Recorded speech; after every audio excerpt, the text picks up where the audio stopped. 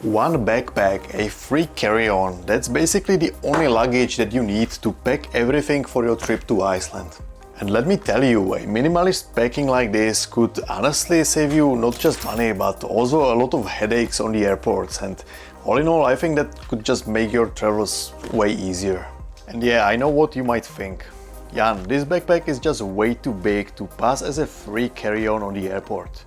And well, even though that's true, there is a simple hack that you can use to avoid any luggage fees. But that is something that I'll get deeper into later in the video, and first I really just want to unpack that and show you what's inside. Alright, so we got everything laid out, and let me maybe first start with the underwear here.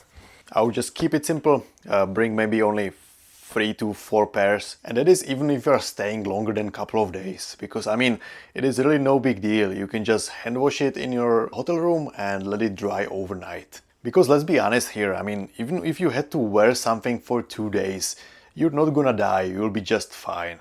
And the same thing goes for the socks. I would just bring like 3 to 4 pairs, and if you are coming here in the winter, maybe just bring something a bit warmer and that's it. But if you want to get a little bit more technical here, I would just mention that you probably want to bring something like a merino wool type of underwear.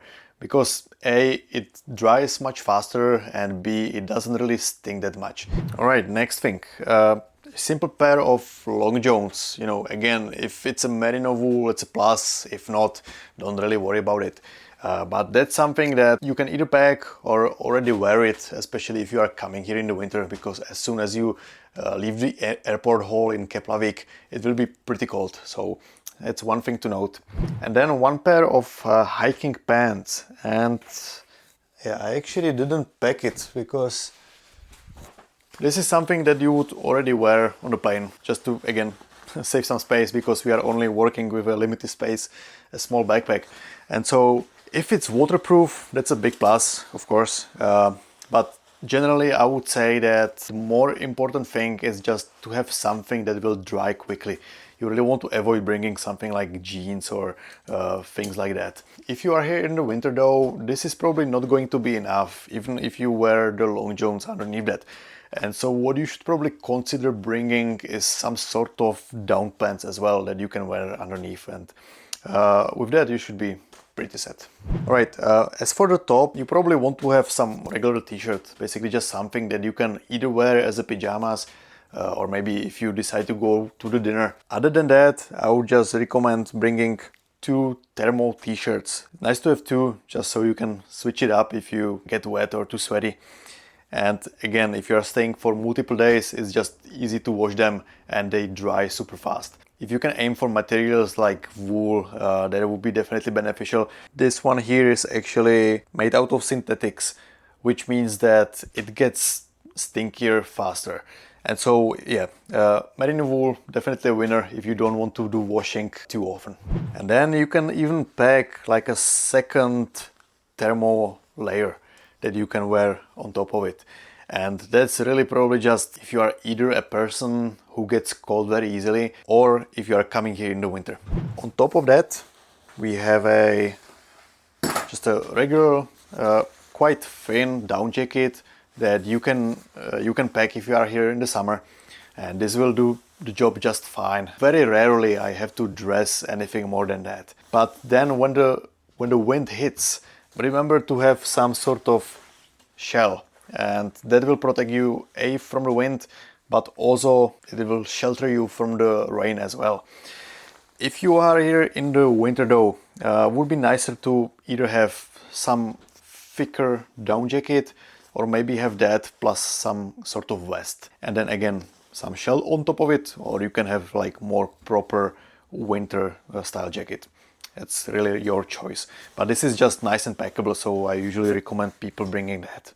But then what I want to mention is that not everybody will probably have a waterproof clothes that they could bring with them. What you can pack is like a proper rubber raincoat and rain pants. And honestly, I sometimes wear it and use it even though I have like a waterproof jacket, because when it gets really rainy, and especially in combination with wind, sometimes that can still sort of leak through. especially if you have like an older jacket or you haven't really treated it with that waterproof coating for a long time. And so either bringing this from home could be a great idea, or simply just buy it in one of those hardware stores here in Iceland. All right, I'm honestly getting a little bit lost here, so let me maybe start putting it back. All right, so this was the raincoat, long johns, and the pants. This is something that you would wear, so I'll just put it on the side. Down jacket, generally, well, let's pack it either way. Then the second thermal layer. Then we have the 2 thermal t-shirts. All right, what are we left with? The swim shorts and the towel. If you have an option, buy or bring some quick dry towel. This is just a regular small towel, but it will do the job as well.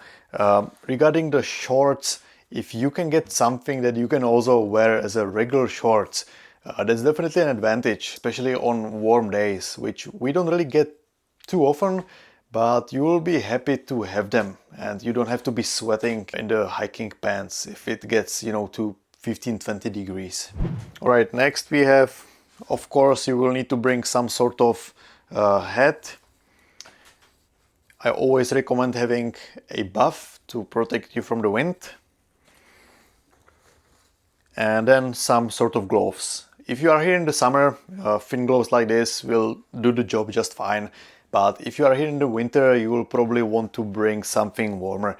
And I mean, you can go even as far as bringing like a pair of ski gloves, you know, because it can get very cold, especially if you are just standing around outside, maybe taking photos. And so having a proper gloves in the winter is definitely a must. But in the summer, just a regular lightweight pair of gloves is completely fine. All right, so then we have this bag, which would normally be full of like charging cables, and I would also have my camera in it, which I'm recording on right now. And I understand that not everybody will be bringing a camera, and so this is really just for sake of the experiment and to show you that it is completely possible to travel just with one bag. But if you don't have a camera, just look at how much space you can save. And then like a little cosmetic bag with like toothpaste, toothbrush, and also like a little first aid kit, you know, with like bandages and maybe some travel mats. All right, so we are almost there. There are just last 3 things that I want to mention. The first one would be the reusable water bottle. And that, in my opinion, is just a complete no-brainer, because Iceland has some of the best drinking water in the whole world. And so this is a complete must. And what I also do very often is to just refill it somewhere in the wild. But other than that, the tap water, completely fine. So yeah, bring that. Then we have, you know, sunglasses. We don't have to overcomplicate that. And a wallet and a passport. And there's one thing that I completely forgot to mention. And I mean, I always talk about waterproof clothes and all that, but it is also nice to have a raincoat for your backpack. And I think this one came already with the bag, but you can also buy it separately. And this will definitely come in handy, especially if you, let's say, go hiking and it starts raining. And this will basically ensure that like all your stuff in the bag will stay dry, which is important, especially if you are coming here with a limited amount of clothes like we have here. But before I show you how to get this through the airport and have it as a free carry-on, there is one thing that I want to show you. This right here is my newest map and self-planning assistant which I've been working on. And this is where I have marked every single place on the island, which I have either personally visited or which I recently came across and is also on my must-visit list. And so this is what I'm actually now personally using to plan my own travels around the island, and where you will find everything from photo locations, waterfalls, popular hikes, hot springs and lagoons, to the best places to eat and unique accommodations all around the island. And the best thing about it is that it isn't just a map, but you can also use it to help you create your own custom itinerary, making it one of the best self-planning solutions out there. And for first 10 of you, I'll be actually leaving a 50% discount code in the description of this video, and so go and check it out before it's all gone. Alright, so let's now take a look how to qualify this big boy as a free carry-on. And if you look at it, this is a bigger backpack, you know, it is 30 liters, it is 57 centimeters tall, which means that it is 17 centimeters taller than what you are normally allowed to bring as a free carry-on. Of course, it will depend on the airline, but I think the limit is usually 40 centimeters in height. And so what do? Honestly, it is sometimes just simple as this. Now I'm basically wearing a big portion of what I actually packed, and as you can see, I just stuffed also everything in all my pockets, and that means that now the backpack is just half empty, which means that I can just easily just fold it in half and stuff it into this measuring box that they have at the airport to check your luggage size. And guess what? As soon as I make it past the gate, I can put everything back into the backpack, and honestly no one really cares. To be fair, it's not always easy because, for example, this backpack is quite chunky and stiff, and so it can be a lot of work to actually stuff it into the box. But most of the time, from my experience, as soon as the attendants see that you are doing your best to really fit it in, they usually just let you go because they don't really want you to struggle there for like a half an hour and, you know, hold the line and all that. And so as you can see, you don't really need a huge luggage to pack everything for your trip to Iceland. But is it really the best way? Well, it just depends on you. And so if you prefer a minimalist approach to packing, then I would say absolutely go for it.